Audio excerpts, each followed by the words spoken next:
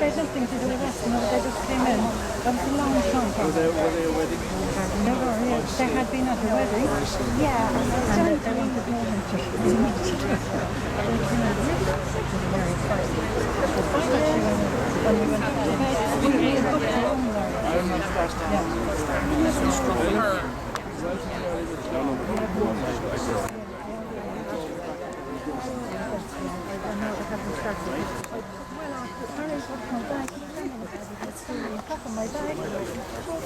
To be here. This is the second annual one. We did this last year. It was great, but we decided this year that it's going to be even better. It is now an international event here in Bessboro in memory of those who never got to leave. And that's how I think of them. They're here around us. They never got to leave. There are people here who did leave, who come back. And for some of them it's difficult. For some of them there's closure to it. But some never got to leave. And it's those people that we think about this afternoon in a very special way, in our own way. Everyone has our own way of thinking about it. During the afternoon I mentioned a few people who've come and we're delighted that they are here. But I do want to call on an old and very, very dear friend of mine to start proceedings. And when I say someone who's come back, there was a documentary made on RTE a number of years ago in the Would You Believe series, which featured Mary walking around and exploring the place where she was born and where she was prepared for her adoption overseas. But that wasn't her first time back. It might have looked like it on the documentary, but it wasn't. Her first time back, I had the extraordinary privilege of being here with her that day. And we walked up that long drive together. And we were worried would we meet a certain person who should remain nameless. We were a bit concerned. And she said to me, what will I say? I said, what are you going to say? I'm just visiting home. That's where I was born. And she's here this afternoon. One of my dearest friends, a person who has, one of the people who have taught me so much about this whole thing. Delighted to see her, love her to bits. Mary Tatlow-Steed.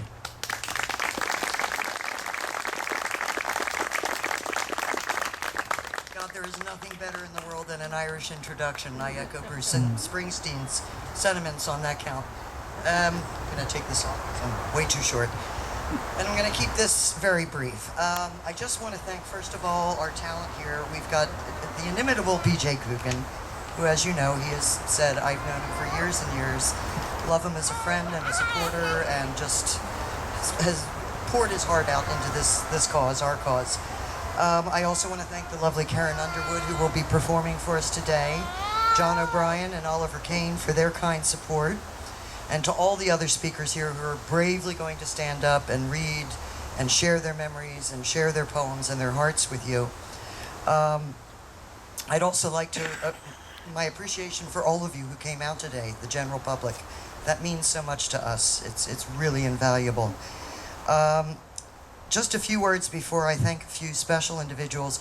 It's very special for me to come back here and realize how lucky I am that I made it off these grounds. There were so many babies, and I know we could stand here all day and guess and, you know, come up with reasons why they died, but that's not what we're here to do today. It's just to remember the fact that they didn't get to breathe life outside these walls. And those of us who did count ourselves extraordinarily lucky that we did, and we had a chance, and we grew up with, in the main, largely decent families who did care for us and allowed us to know who we were and to come back for many of us. Not all, but many of us. I'm one of those lucky ones. Greg Bear today is here, and Biggs, two Californians who have come quite a distance further than I did. But last but not least, I do want to thank Christy Kirwan, Brian Cantwell, all of the fine folks at Know My Own who have helped put this together this year and in previous years. And most especially the lady I'm going to introduce to you next, because her mother holds a very special place in my heart. She and my mother were here together, and they had a very special bond with... Oh, Karen, I'm sorry. All right, we'll be after Karen. Just a very special place in my heart, Madeline. You know that. And after Karen performs for us, we'll be turning it over to Carmel Cantwell. So a very special thank you to her because she's put a lot of work into today. That's my fault, Mary, not yours. I made a change in the running order in my head, and of course, like everybody else, never, like I always do, never told anybody. I wanted to get the few words out of the way first so that I can introduce our very special guest here this afternoon. The minute she sings, you'll know why it means so much to us to have her here. There are no other way to introduce her other than the very, very special Karen Underwood.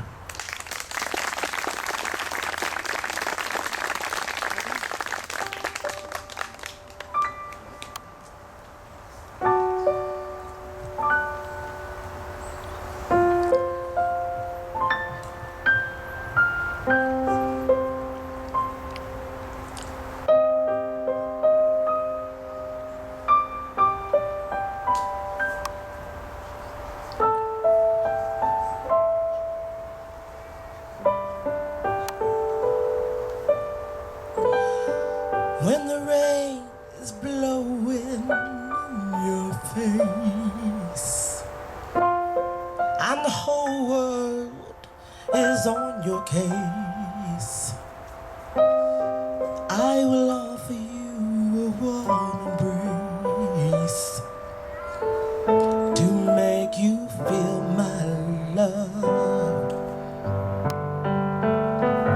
When the evening shadows and the stars appear and there's no one there to dry your tears, I could hold you for a million years to make you feel my love. I know you haven't made your mind up yet, but I would never do you wrong. I've known it from the moment that we met, no doubt in my mind where you belong. I could make you happy, make your dreams come true. I go crawling down the avenue. No, there's nothing that I wouldn't do to make you feel my love. Oh.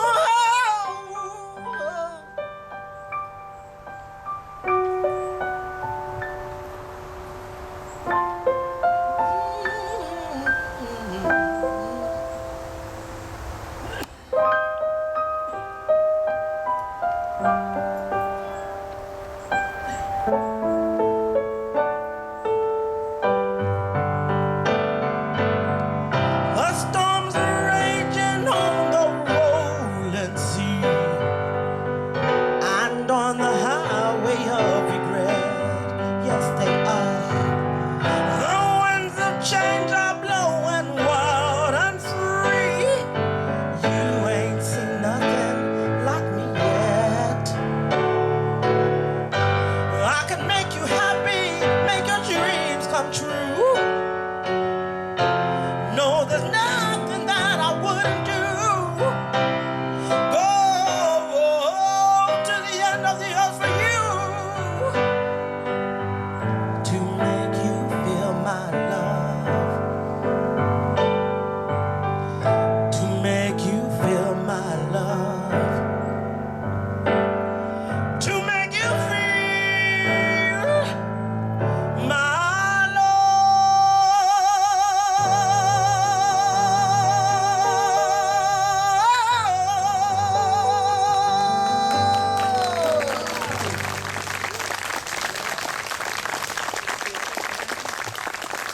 Karen, thank you. And Karen will be back with us throughout the afternoon. Now, Carmel. Welcome, everyone. Before I start, I'd just like to say a special thank you to Helen Murphy that organised the first commemoration event 2 years ago.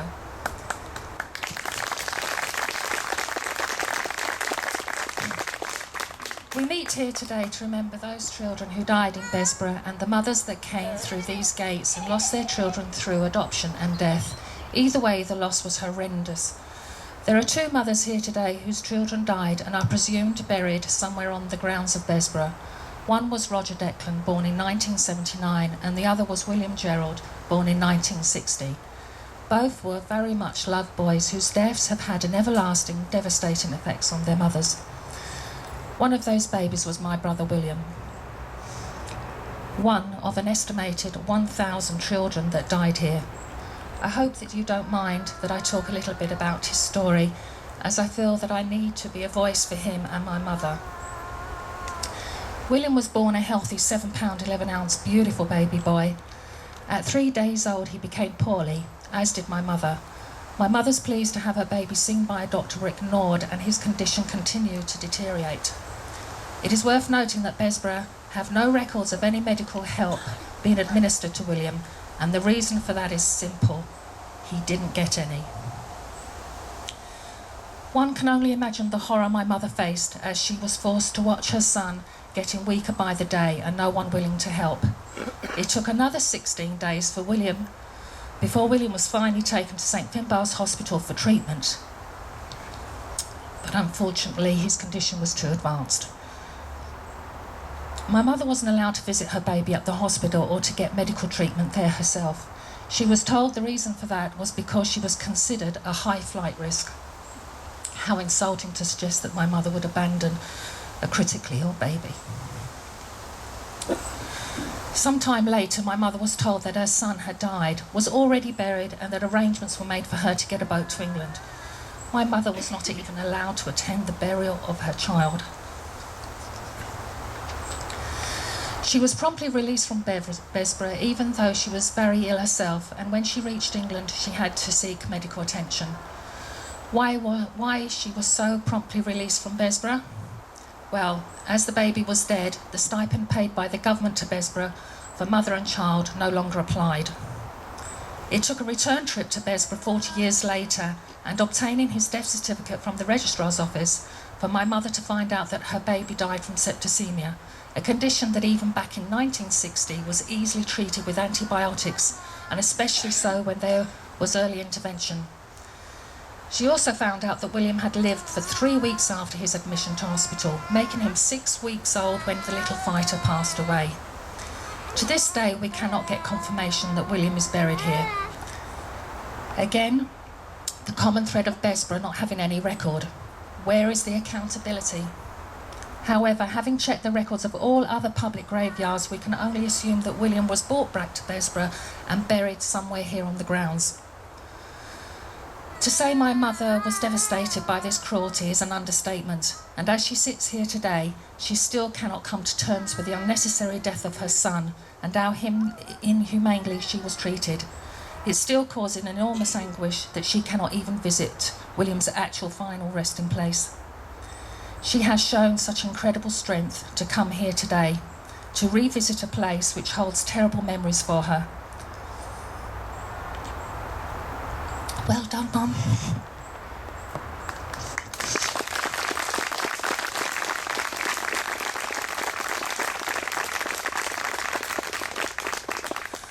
We are so proud of you, and we hope that the forthcoming Commission of Inquiry into the Mothers and Baby Homes will do the right thing by you, and that you will get some small comfort for that.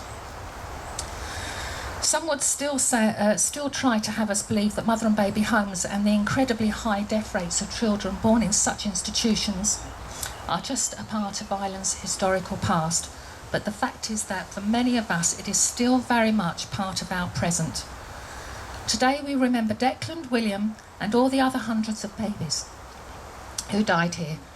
Also, we remember the many mothers who did not make it out of Bessboro, and indeed those that did, but who were left mentally scarred and carry the burden of their terrible experiences for life.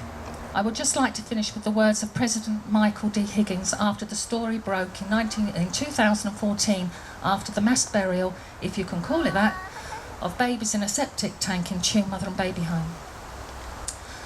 My first reaction was one of enormous sadness. These are children who, while they were alive, had rights, the rights to protection, and who, if dead, had the right to be looked after with dignity. Time doesn't remove any of those rights. Thank you. Carmen, thank you.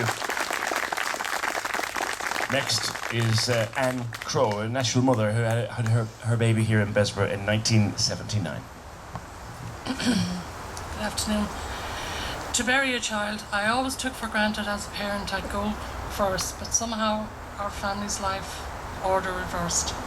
I believed the day would come that you would bury me, but in my sorrow I know it isn't meant to be. The wisdom of our Father who dwells in heaven's sky is well beyond that of my own. I shall not question why. I pray that he will comfort me and help my heart to heal. Only those who've lost a child know the pain I feel. In God's time, I know you will be back in my arms again. Don't forget how much you're loved. Miss, dear child, until then. Thank you.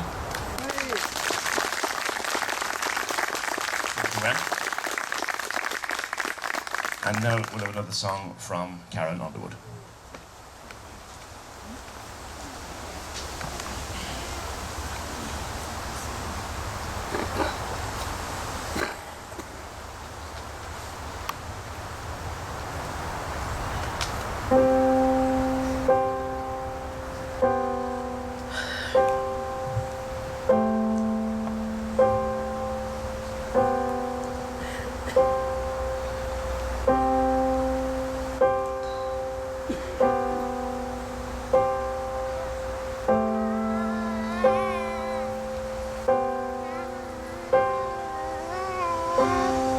As I lay me down, heaven hear me now. I'm lost without a cause. After giving it my all, winter storms have come and darkened my sun. After all that I've been through, who on earth can I turn to? I look to you. I look to you.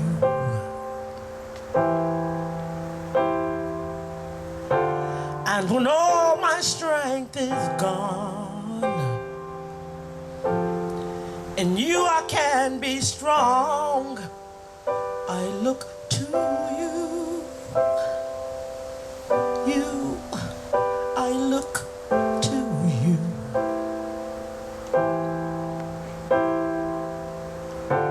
And when melodies are gone, in you I hear a song. I look to you.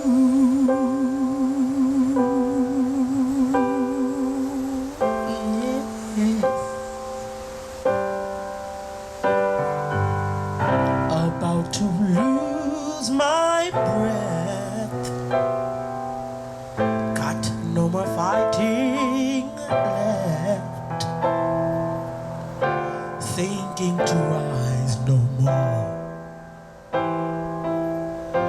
searching for that open door. And every road that I've taken has led to my regret, and I don't know if I'm gonna make it. Nothing to do but lift my head. I look to you. I look to you.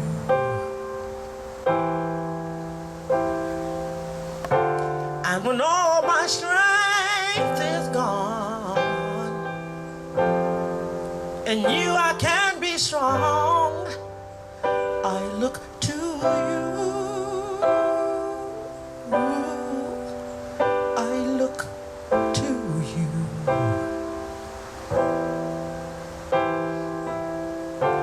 And when melodies are gone and you are hear a song, I look to you.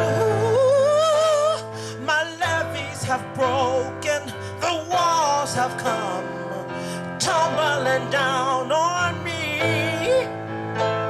The rain is falling, defeat is calling. I need you to set me free. Take me far away from this battle. I need you to shine on me.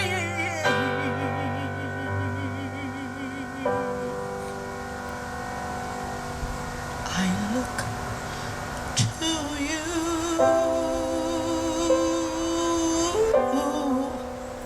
I look to you. And when all my strength is gone, in you I can be strong, I look to you. I look to you. Yeah. And when melodies are gone, in you I hear a song, I look to you.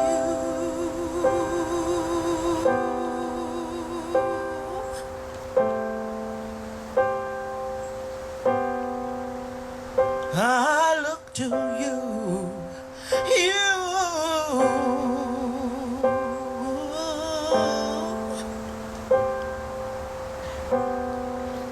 I look to you.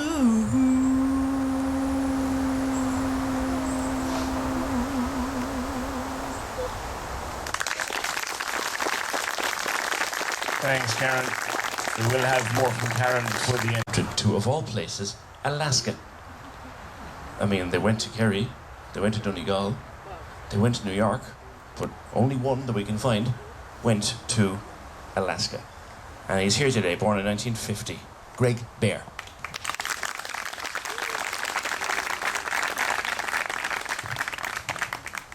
Hello. Thank you for coming here today on this beautiful day in Cork. My name is Greg Bear, and I was actually born George Bruder, a couple hundred yards from here. And yes, at 18 months, I was taken from my mother and adopted to America, Alaska, specifically Nome, Alaska, which is at the end of the world. Nome actually means the city of no name. How ironic, huh?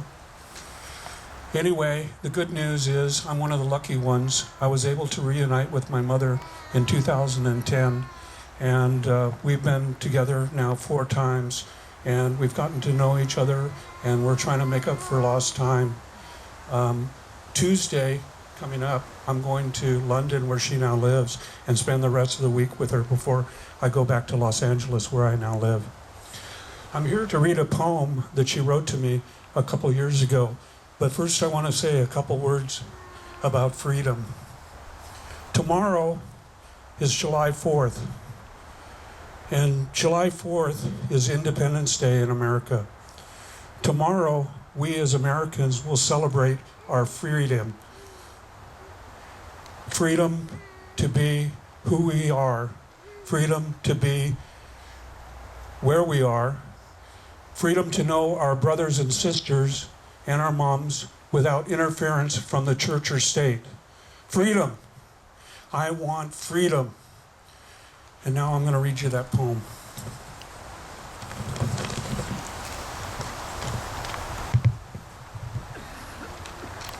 My Wish, from Francis Bruder. Winter's gone, spring is here, summer's around the corner. Obviously written a few months ago. The leaves on the trees are getting greener. The daffodils and flowers are a sight to see. I wish I could do some gardening. But it cannot be, for that you see, I am too old. I have a little robin, I feed him every day, but I wish I could do some gardening. How happy I would be. I pray my God will be kind when I leave this world behind. In God's garden, I will find happiness and peace of mind. Thank you. I had hoped to say many things today, but anyway, I've decided today is a day that marks something for me. My name is Terry, but before that I was a house named Tracy in these walls, number 1725. I came here from England on a plane that I was never on before in my life and arrived here in the middle of nowhere, and I didn't even know where Cork was. I'm sorry about that. I didn't do very well in school in geography. But I escaped from this place, lucky enough, and then they found me and I was imprisoned in St. Patrick's on the Navan Road, where I gave birth to a beautiful baby boy. And his name is Niall John Kiernan. I nursed Niall and I loved Niall, and I was an expectant mum, just like all the girls around me. You keep waiting and hoping that the door is going to open and somebody's going to come in and say, you're coming home. You're waiting on somebody in authority to stop the madness. I still hear cries from this building. And even looking at that hall door is horrible. It was a horrible, horrible place. We were people first. We were people first, but we weren't treated as humans at all. And I need to share that with you, because all of you have probably sisters, nieces, aunts, grandmothers, mothers. And just imagine for a second a lovely young girl enjoying her life and she just vanishes off the earth. And all the dads that were excluded from these walls as well, who their girlfriends just vanished into thin air. I vanished. I didn't show up for work one day in Wood Green in London. Nobody even knew where I went. I was gone. And that's what they did to us, and that's what they were allowed to do to us, because there was no inspectors, no medical care, no counsellors, no social workers, no laws. We didn't even know our own basic human rights. And they, in my case, and in many cases, I went up to feed my child at the age of 5 weeks and 4 days, and he was gone. And that was the last time I ever saw my son. And he went on to be adopted, but I didn't find out till 91 if my son was alive or where he was. So that's what I want to share with you today. And I hope something good comes from this, that we learn something from our pain. I can not even understand what the pain my son will go through. And I know I'd love to meet him. I've always wanted to meet him, and I go to my grave wanting that. But right now in his life, he's 43 this year. Right now it's not for him, and I have to respect that. So today it's about me letting go. And it's a good place to let him go. And he's a fine man, what I know of. And that's enough for me. But just bear in mind, we were people. We were young girls. You know, most people forget that aspect of it long before the babies were even born. We were people first. Persons with lives. And our children don't know us. And our country denied us. And our authorities didn't protect us. And our society turned their backs on us. St. Patrick's is on the main road. Buses stop outside it every day. People going to work. What's in there? Who knows? It's just not a nice place. When people were playing football out there, while I was in here locked away, if their ball went over the wall, little boys, they wouldn't come in and get it. Why? They didn't know why. They just knew it wasn't a nice place to go into. This was going on and on and on. Dunboyne, Shamross, Castlepollard. And even in our national hospitals it was happening. But in these walls this was different. This was imprisonment. And I don't use the term mother and baby home. I finish with home has the connotations of warmth and love and security. That wasn't in there. Mother was an expectant mum who got medical care, who got support and got love. That didn't happen in there. And baby. Our babies weren't babies for us. They were commodities. To be sold, to be banished to other countries and other cultures. So they weren't in there either. I just call them institutions of horrors. Thank you.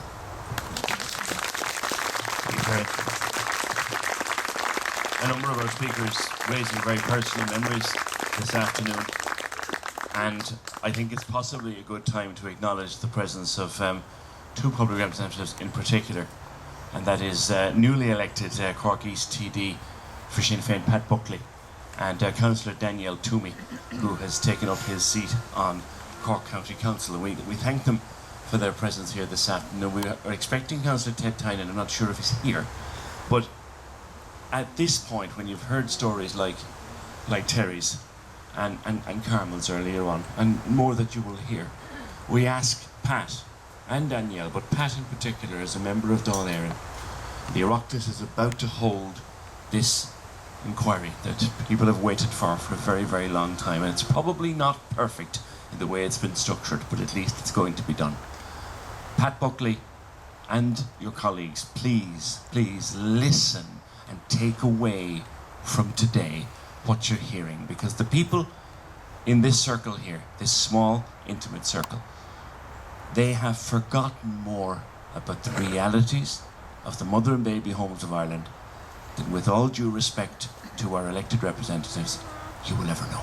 So listen to them. Thank you.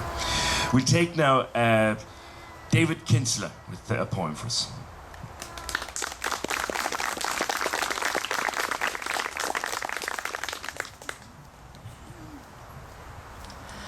Invisible loss. I am David John, illegitimate child number 1629, St. Patrick's Road, mother and baby home. David John was the Christian names my birth mother gave me, and thankfully the names held when I was adopted. I hold my name with pride, as it is the only artifice I have, because it was given by the breadth and depth of my birth mother's voice and lips to be written on my original birth cert. This, I believe, was the only strength she had in the mother and baby home, the one and only time she could voice my name and caress her soft fingers across my face. Never to speak her child's name again, her lips sealed across the early sea. Even at 32 years of age, the fear was much greater than her maturity. Sadly, as I mentioned, her first name, Elizabeth. My natural mother died in London, aged 61. Therefore, within the silence you were once forced to hold, I shall speak through your lips, not as a relinquished child, but as a son through the primal wounds I always held with you. Thank you. Thank you, David. Now, mention has been made already this afternoon, and more will be made later, of an organisation called Know My Own. It was Know My Own who organised this event last year and again this year. Who wrote it? Would you welcome, please, Mr. Oliver Kane. Thank you very much. I'd like to say good evening to everybody. And before I sing this song, which I wrote, I'll tell you why I wrote it. After I made contact with my mother, who passed away 2 months ago, and I had the great pleasure of knowing her for 14 years, because I met her in 2002, which was roughly around the time To Know My Own kind of set up.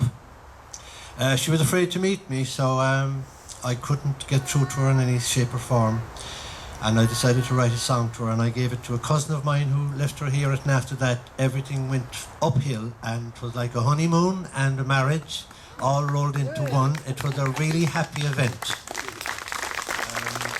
We travelled to America twice, and we travelled to Holland, and we travelled to England, and we did lots of things. She came down here and broke down in tears when we came in the gates, because it was very emotional, a few minutes. And I brought her sister, who was in psychiatry down in Clonmel, in the hospital down there, and she broke down as well. Now, there was one lady here who spoke and she said she escaped from here, but she's not the only escapee because my mother escaped with me and was arrested and brought back here by An Garda Síochána. So if there's any of you guys out there, this is also part of your history. So I shall now quit all this talk and just sing the song. So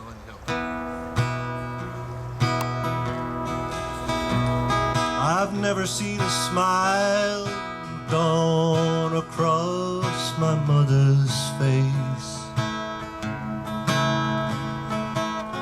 I never held her hand walking up her grave. I don't really know who I am or those from whence I came.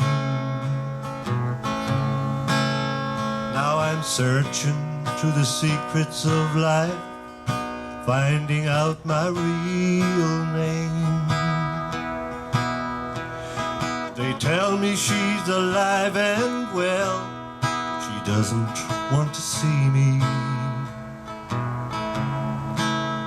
And the pictures and the letter that I wrote, she doesn't want to read. She is afraid it may upset the way her family thinks about her. And this is what it is, never known what it is to know my own. I've lived a life, never known what it is to know my own.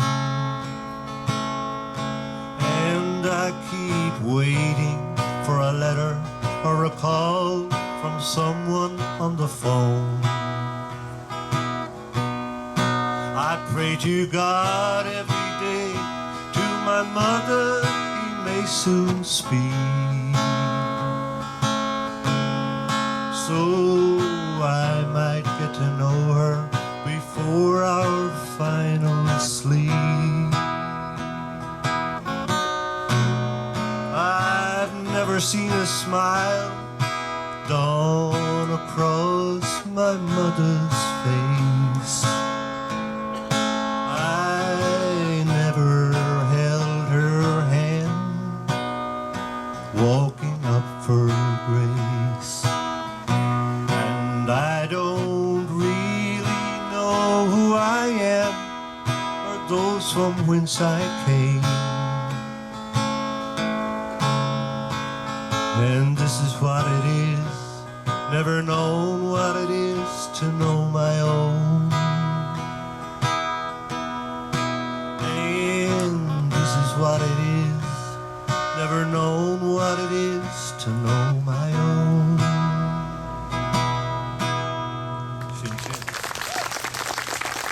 Before I go away, my mother told me the circumstances. Thank you very much. Hello, everyone. I'm really privileged to be here today. I have to thank my buddy, Christy. Christy and myself are reared in the north side of Cork City. Many of you might know Mayfield when it was a much smaller place than it is now. I'd just like to talk personally. I'm and have been working in the adoption department of what used to be the Health Board, is now the Child and Family Agency. I know some of you, I've met some of you, and I've another hat, a FOI officer, and so I've met people through that and corresponded with you. But I'd like to talk personally first because I was born in 1951 and I'm just about to retire. They're throwing me out on my 65th birthday. But the first time I heard the word Bessboro was from my mother, who thankfully is still alive. She's 93. But we were warned when we were going out as teenagers, you be careful now, you'll end up in Bessboro. And I, like everyone else, was clueless. I'd known that the rest of you here, this is my mother, but I brought it up to her again recently and she laughed and she said, yeah, it was either Bessboro or the Good Shepherds you'd end up in. That was the girls, and the boys would end up in Greenmount. They weren't careful, which was obviously for a different sort of offence. So I remember I was about 16 years of age and we used to have teenage dances in the Imperial Hotel in Cork. And rumours gone round of a girl I knew who was now down in Bessboro. And like, we had no clue really what Bessboro was, but we knew it had something to do with sex, obviously, even though we had no sexual education. But she obviously had gotten pregnant and she wasn't married. The same year I was doing my, what was called the intermediate cert, that time was now the junior cert, and there were 2 girls I knew were down in Bessboro. So that's sort of, I had no clue, obviously, that in years to come, the numbers of women who were down in Bessboro. So just moving on then, I, as a mature student, I was 40 when I came to social work, and I did a placement down here in Bessboro. Well, part of my placement was to visit for the first time. And I suppose a lot of the ideas I had in my head about Bessboro had actually changed, thankfully, in 1992, that there were apartments for mothers and children, and there was help, some help to keep them together. There were community welfare officers who's come in, social workers who's come in, and there was a mother and baby group at the time, Mothers Alone it was called. I don't know, do any of you remember it? And we used to meet in Malbury Street. So thankfully it had changed by 1992, as far as I knew, and that was my experience. So I suppose move on then, I worked in child protection for a good few years, and I thought I had seen and experienced most of the horrors that you could meet as a social worker.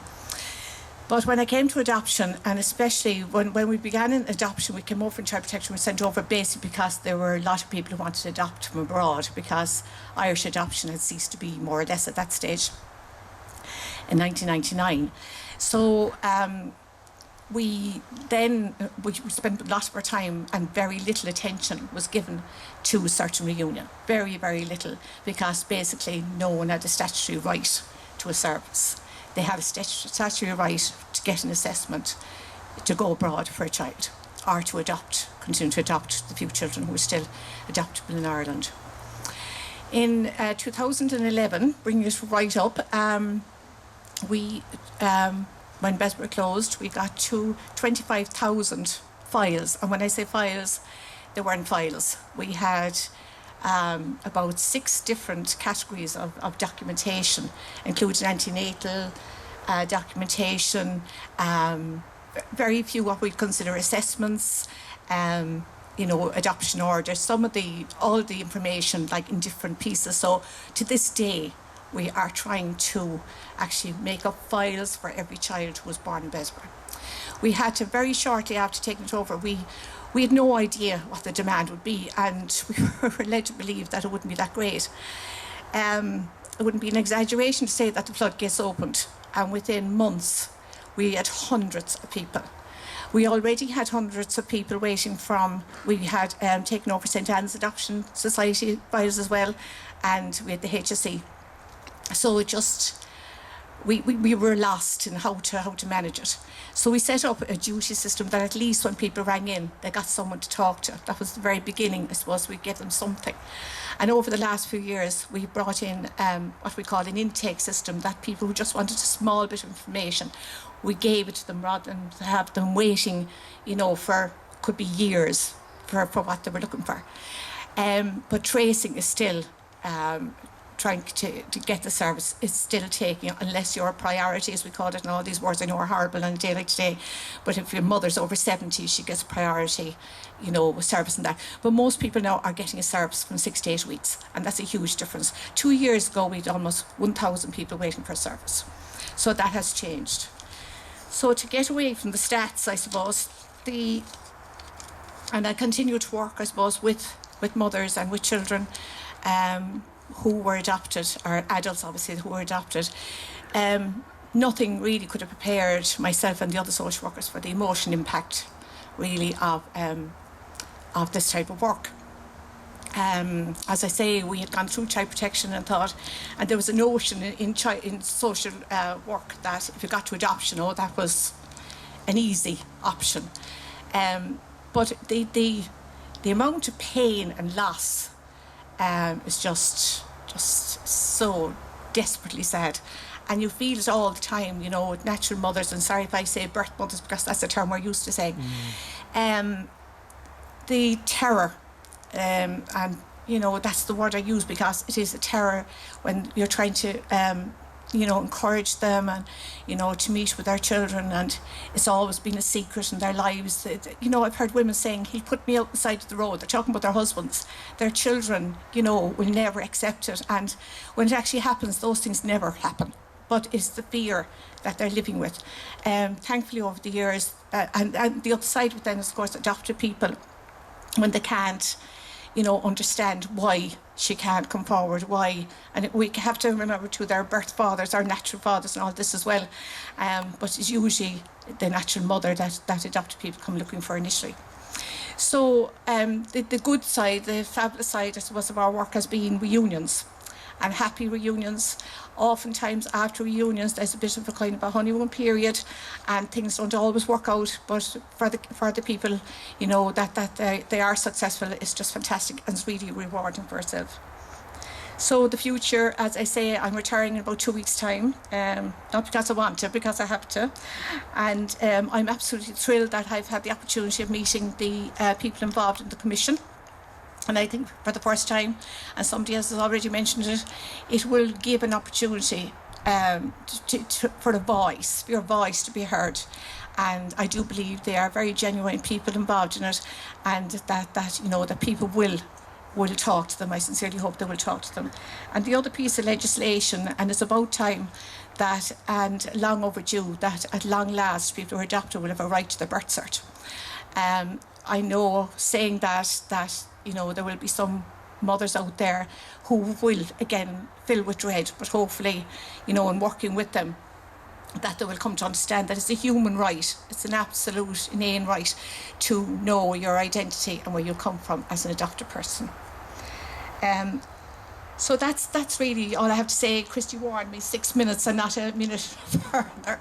So just to say, I know history hasn't been great with people who've worked like myself in you know, search and reunion and that, but I hope that you will continue, you know, to trust that that's our job, that's what we're here for, and we do our very best. Okay, thanks very much. Thank you, Pearl.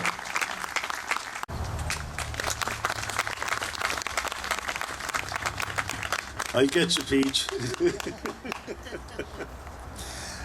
One thing I'd like to say first now, PJ was talking about the Know My Own group, which is fantastic.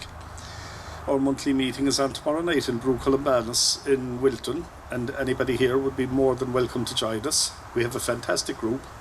You'd all be welcome. Anyone who doesn't know how to get there, ask me afterwards and I'll give you directions. This poem, A Mother's Loss, is aimed more at the mothers whose babies did make it out from here. I try to remember. No, why can't I remember? But of course our time was so short. But now I recall the worst day of them all, the day they tore you from my heart. For one simple mistake my heart they did break. The sentence they gave me was life of torture and torment, and I was not meant to live without pain, without strife. I recall how I wept, and for nights never slept, for so long when you went from my arms, so some others could hold you, care and feed and console you, and protect you from all of life's harms. I know you were loved, and your life was fulfilling. I know you were well taken care of, but one thing that was missing was the face you were kissing was not the first face that you loved. I think of you all days, you're in my heart always, and as sure as the heavens above, there's one glue that will bind us, to put that great pain behind us, and that glue, quite simply, is love.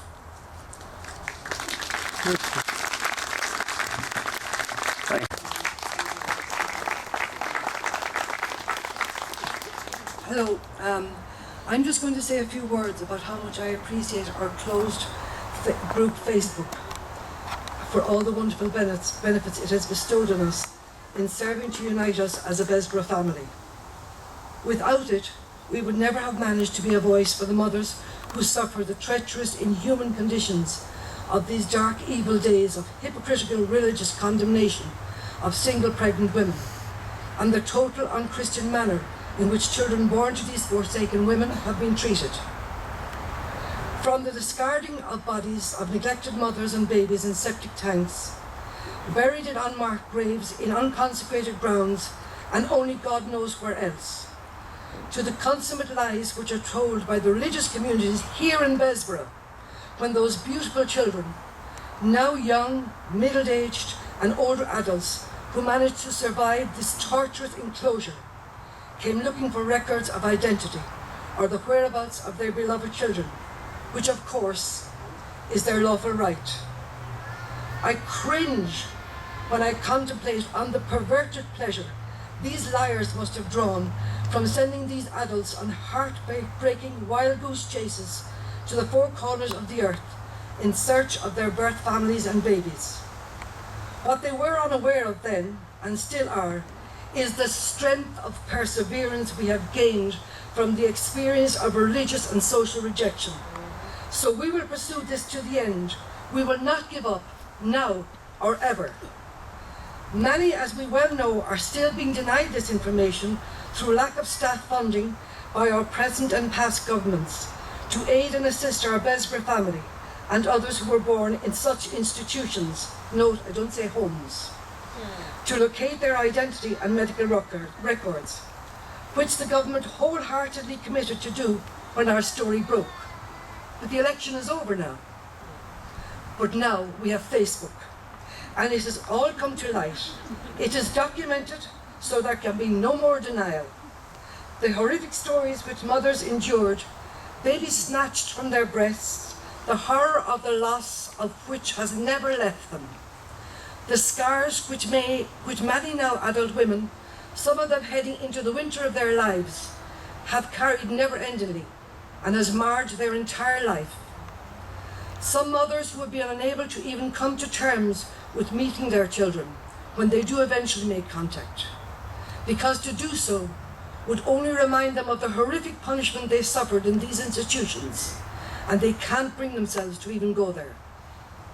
Some women can't even bring themselves to tell their other children of the fact that they gave up their children for adoption for fear of being judged again, and find it too painful to reflect on the past because their secret has been so deeply embedded, and others are severely affected mentally and are still too fragile and vulnerable to even discuss their time in Bessboro. This, my friends, is the harsh reality of some of the people who have borne witness with facts on our Facebook page and have shocked so many of us to the core of our being. But our Bessboro angels who are buried here have given us exceptional angels walking around without wings today in our midst, who have reached out and helped people unconditionally with invaluable advice on how to obtain their legal identities and those of their children. They have offered advice and guidance and pointed people in the right direction for professional help and counselling, and even set up self-help groups. Most of you here know that and know of whom I speak. But aside from these great people, all of us play a part in helping our Bessboro family members. A kind word of encouragement on Facebook to a person in a quandary, going through tough times, or just having a bad day, is like a balm to a troubled soul. And it helps also for us all to share the highs and the lows encountered in our journey. Many of you may think that what you're experiencing may seem too insignificant to mention, but believe me, there is always somebody out there who can identify with the smallest remark you make and who can draw immeasurable strength from your words to motivate them and give them hope to carry on. And lastly, I must assure you that no question you pose is ever too stupid. We have all been there, so I must urge you all in a bid to help others and to strengthen our bond and our voice, share, share, and share. And to those who've been fortunate enough to link up with our birth families, please keep us updated on the page. Every contribution provides inspiration to us all. Thank you all to my Bessboro brothers, sisters, mothers and their respective families, and to all who organised this wonderful event today. I am very grateful. Thank you. I've been asked to talk a little bit about Know My Own. And I suppose the best way to introduce it is, when we were setting up here this afternoon, Karen asked me what was my connection to adoption. And I said I don't have one. But back along, I just got interested through friends. And I learned that the things that I was entitled to, like my own birth cert, proper birth cert, or my own sort of, that I was entitled to walk into an office and get my birth cert whenever I wanted it, and other people weren't. I thought that's wrong. That's not right. And then I discovered how you could search, and I had a great friend in Dublin, known among us all as the Prof, Enda Pine. Enda taught me how to search. She taught me the things to look for. And I learnt, and I had great teachers like Mary, who I mentioned a while ago. I just had an interest. And then I think it was 2003, the heads of a bill came out from Mary Hannafin, in which whatever she put into her tea, she thought it might be a good idea to criminalise people for going outside the system. The things we'd learned to do. Do your own trace. Find your own history. Draw up your own tree. Go look for your own parents. She wanted to make that a criminal offence. So that's where Know My Own came from, because we were on the radio giving out about it. Barton Parfrey rang. Tom Welsh rang. A room was booked in the Kingsley Hotel. And on that night I stood and I addressed the room, and I said if there was anything I could ever do to help with media, then they were pushing an open door. And I'm here this afternoon. And they've referred to the Bessboro family. And a couple of years ago, something dawned on me, is that in a kind of a life repeating itself, the Bessboro family has adopted me, and I am so privileged. So that's where it all comes from. Know My Own. I don't go to that many meetings anymore. If I'm needed, I'm just a phone call away. Everybody knows that. Just pick up the phone and I'll be there eventually. But I'm delighted to be part of it. But there are some people here this afternoon who've been there since day one and deserve special mention. Former chairman and one of the founder members, Martin Parfrey. Also Brian Cantwell, who's sitting quietly over there in the corner. Is Tom here? Because I didn't see him. Tom is away, but Tom Welsh deserves a special mention. And also a man who's come from Dublin. We had a wonderful search angel by the name of Catherine, who is no longer with us. We lost Catherine in tragic circumstances a number of years ago, but her spirit is here, and her thoughts are here. In fact, I said to Martin here this afternoon about the weather, have a word with her. Tell her shout at it, and to stay away. Be terrified of her. If it did, Catherine, when she turned on you, she'd terrify you. She was a sweetheart at the same time. Anyway, the weather held off. So Brian, the two Brians, Martin, Tom isn't here. Could you come forward, please?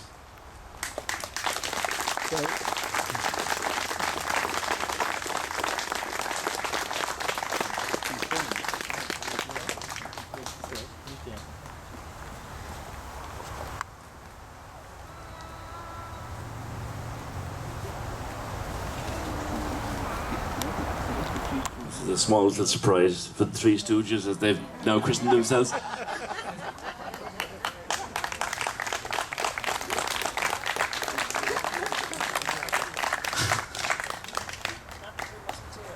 Oh, God, no.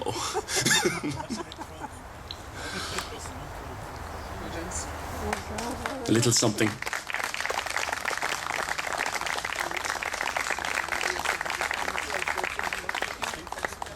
We'll organise to get it to Tom. There's another stalwart, another gem. That's Fiona. That one. Don't cross her. All right, listen, thank you, gentlemen, dear friends all. It's been a wonderful afternoon, and just to sing it, and I actually didn't know that. Yes, Martin. I mean, I'm part of the organising committee here, and I'm shocked at this. The buggers kept this very quiet. One thing I would like to say, thanks a million, but I'd like to also thank PJ. He did a pretty good job last year. In fact, he was absolutely outstanding. So we said we'd definitely have to have him again. And he's been brilliant again. Fair play, PJ. Thanks a million.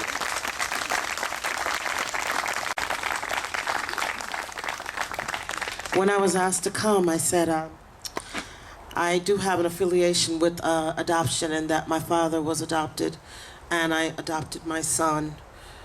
And I understand a mother's loss, so that's why I stand here. Now, I wasn't as strong about an hour ago as I feel right now, and I hope I don't, I'm not the best person when it comes to emotions. It's something about this hour of my life where my emotions are getting the best of me. But I'd like to say to the mothers and to the fathers, if you're here, and to the daughters of the mothers, and to all of those who've supported them, that we're thinking about you. And I stand here not as a paid professional singer, but I stand here from my heart, having had a son that was born from my heart. I was blessed with a son born from the heart and a daughter born from the womb, and they both were the same to me, and I feel privileged to have had him in my life.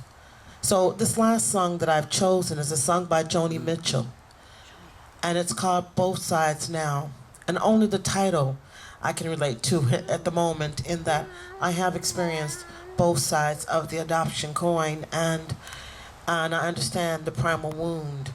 But I'd like to leave you with a few words of encouragement, because we all live and we all love and we all have had losses. But there comes a time in life, and today I like the way the woman spoke, and she said, today is special for me because I'm going to let go. Well, I'm going to let go today of my son's primal wound because I had no power over that. So now I'm going to pull myself together, and I'm going to sing this last song and say, keep searching. You have every right to search. You have every right to know, even from medical records. You have every right to know. Had I known my son's medical records, he may have survived his suicide attempt, but I had no medical records. So that's how it goes. And I'll leave you with this last song. And please, Lord, just let me just hold the floodgates closed for just a minute.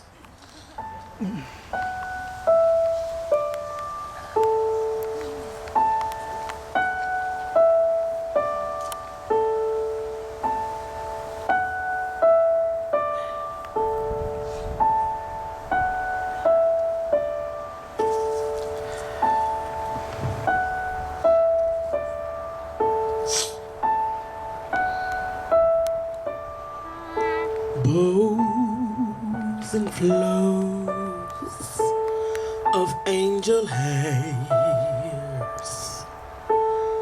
and ice cream castles in the air and feather canyons everywhere. I've looked at clouds that way,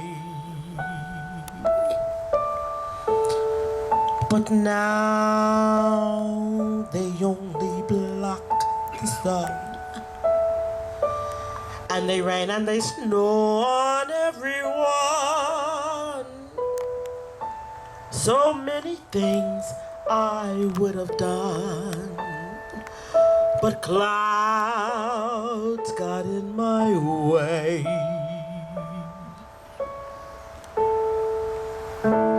I've looked at clouds from both sides now, from up and down, but still somehow it's clouds' illusions that I recall. I really don't know about clouds at all. Moons and Junes and Ferris wheels, the dizzy laughing way that you feel as every fairy tale comes real. I look at love that way, but now it's just another show.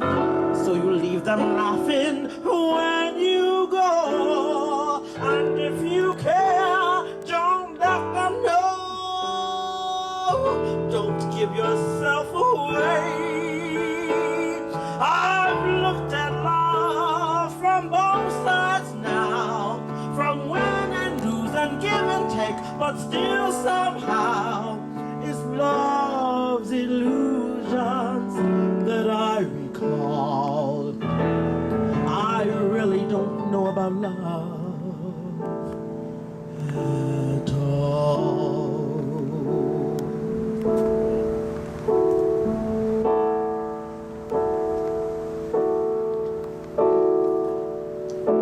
Tears and fears and feeling proud to say I love you right out loud. Dreams and schemes and circus crowds, I look at life that way.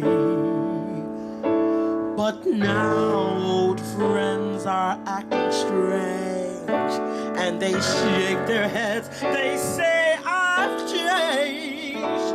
Well, something's lost, but something's gained in living every day. I've looked at life from both sides now, from win and lose and give and take, but still somehow it's life's illusions that I recall. I really don't know about life. I really don't know about life at all.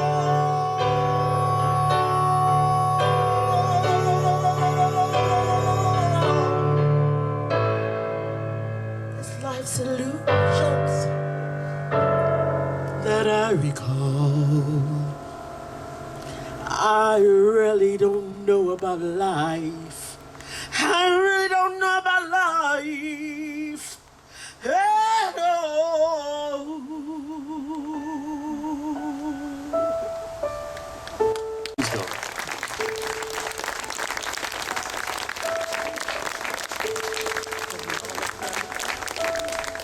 We'll see you next year, folks. Take care.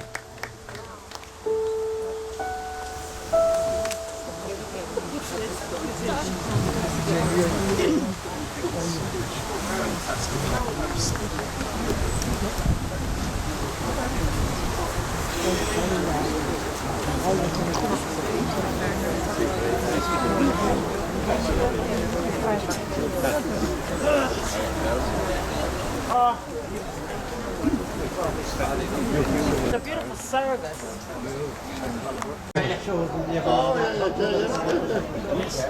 They're putting together different they did the school music of Jane Plantains. Oh, cool! Yeah. Very good. And I said some of the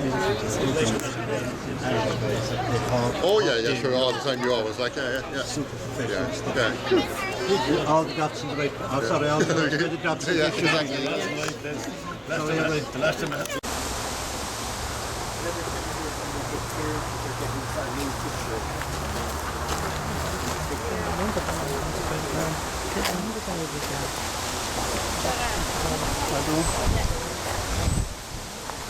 Amigo, se estudiou